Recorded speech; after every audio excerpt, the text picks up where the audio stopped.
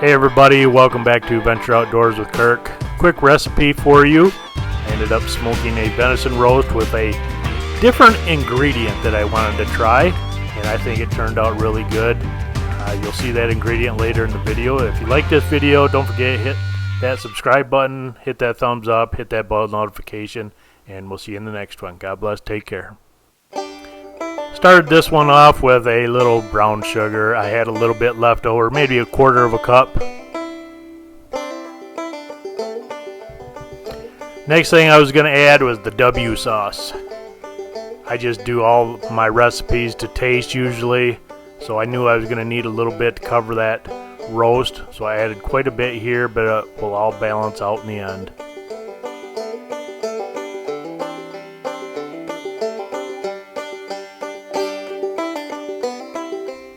Then I just balance that out with some soy sauce, maybe a quarter cup or so.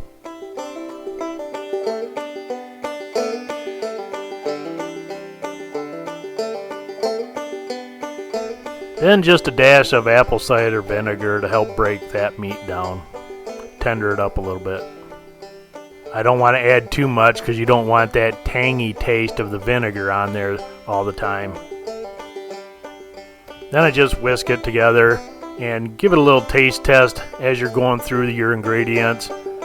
I do this a lot when I'm making a brine or a marinade or something like that, just so I have a better idea what it's tasting like. You don't want it too sour, too vinegary, you know the drill. Plus, by doing that, it usually gives you an idea what you want to add next, maybe to give it some more flavor. So I added some minced garlic. So this ingredient my niece got for me to try. It's a cocktail mixer, but the first thing I thought of was using it as a marinade. When you open and smell this, the smoky flavor just comes right through, so I was kind of excited to try this. I started with just a quarter cup because I wanted to taste it first. I didn't want to overpower it, but I ended up adding another quarter cup.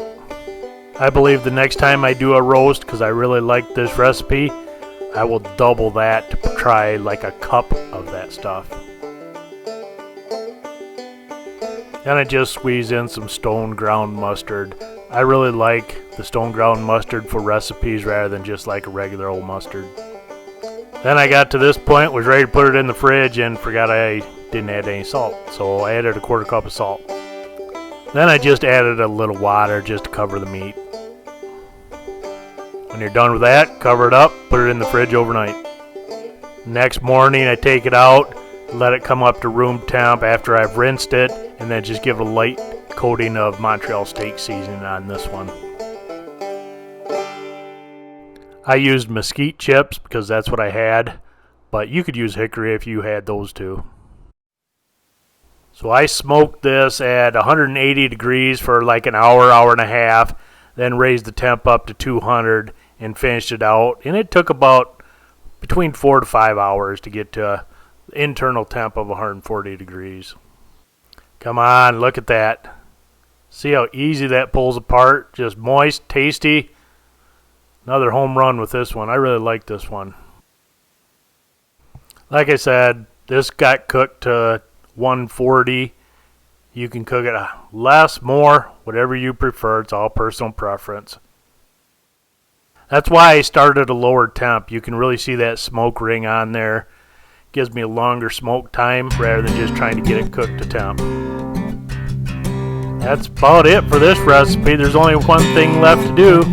That's right, plate that stuff up and go to town. That's some good groceries right there.